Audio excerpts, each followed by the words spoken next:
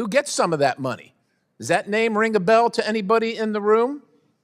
Because your money, $697 million annually, plus the shipments of cash funds madrasas, ISIS, Al-Qaeda, Boko Haram, ISIS Khorasan, terrorist training camps. That's what it's funding.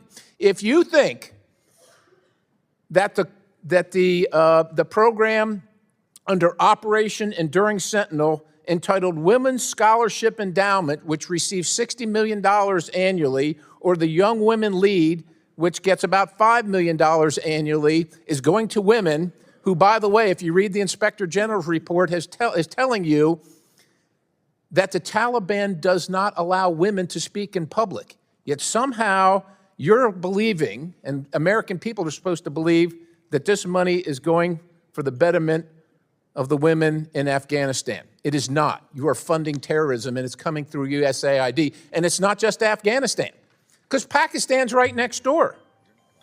USAID spent $840 million in the last 20 years on Pakistan's education-related program. It includes $136 million to build 120 schools, of which there is zero evidence that any of them were built. Why would there be any evidence? The Inspector General can't get in to see them. But you know what? We doubled down and spent $20 million from USAID to create educational television programs for children unable to attend the physical school. Yeah, they can't attend it because it doesn't exist. You paid for it. Somebody else got the money. You are paying for terrorism. This has got to end. I yield, Mr. Chairman.